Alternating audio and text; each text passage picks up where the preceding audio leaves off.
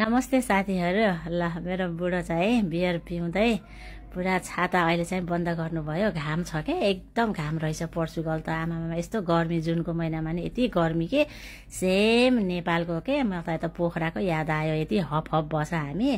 किनकि हामी युके त अहिलेसम्म पनि चिसो छ नि त, हामी चिसो ठाउँबाट आएको भएर होला। स्विमिङ पुल भरि मान्छे छ, घरिघरि चाहिँ म्युजिक भएर पुरा डान्स पनि हुँदो रहेछ सबै, यति रमाइलो है।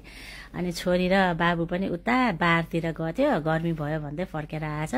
छोराले चाहिँ यहाँ मलाई भिडियो नखिच भन्दैछ, अनि छोरीले पनि खै के बाबुसँग के कुरा गर्दैछ।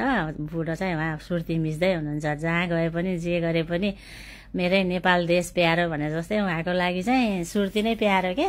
फर्स्ट प्रायोरिटी नै सुर्ती पर्छ, उहाँको जिन्दगी नै सुर्ती।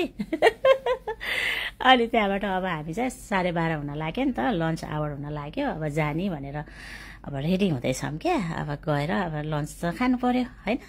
अब फेरि कस्तो होला लन्च भन्ने पनि लागेछ क्या। किनभने अब हामी त नेपाली परियो, नेपाली खाना खाइराखेको बानी है। अब पोर्चुगिज खाना मात्रै हो कि भनेको, तर धन्न राम्रो रहेछ खाना।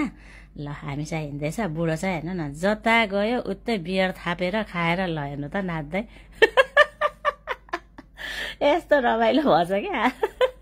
जता पनि फेरि थापेर खानु पाउने। बाबु चाहिँ हेर्नु न कस्तो मजाले मासु खाँदैछ, छोरीले पनि खाना लिँदैछ, म पनि लिँदैछु। अनि खानाहरू चाहिँ जे कस्तो राम्रो रहेछ, एकदम राम्रो, सबैलाई मिल्ने खाले रहेछ। हुन त इन्टरनेसनल फुड भनेको थियो नि त, बफेट भनेको थियो नि त, त्यसले गर्दाखेरि एकदम राम्रो रहेछ। मैले पनि यता हालिसकेँ। माछा छ, टर्की छ, बिफ छ, अब पोट्याटोहरू भइहाल्यो। अनि यो चाहिँ सबभन्दा राजमा क्या। हेर्नु न राजमा कति मिठो गरेर इन्डियन करी नै छ होइन। अनि भात पनि छ, भात पनि फ्राई, तर त्यही टोमेटो सस हालेर बनाएको होइन। चिकन सुपहरू, यो मेरो खानालाई हेर्नु न कस्तो राम्रो छ त होइन र। अनि पुरा यस्तो मिठो है। अनि त्यति खान पाएपछि भइहाल्यो नि। मलाई चाहिँ अलिक डर लागेको थियो खाना नमिलेर अलि हुनै भनेर। एकदम फलफुलहरू जति खाए पनि छ, सलादहरू जति खाए पनि, अब ड्रिङ्क्सहरू जति खाए नि फ्री है।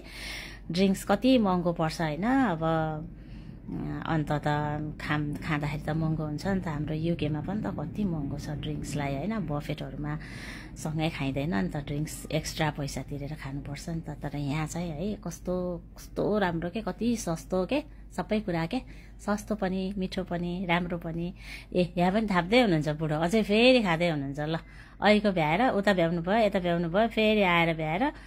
अनि फेरि हामी चाहिँ गर्मी भएर भयो, बिचमा जाने भनेको सकिएन, घाम भयो, भित्र बस्यो आमा छोरी। बाबा र छोरा चाहिँ हेर्नु न बिचमा, बिच रे स्विमिङ पुलमा गएर स्विमिङ गर्दै हुनुहुन्छ।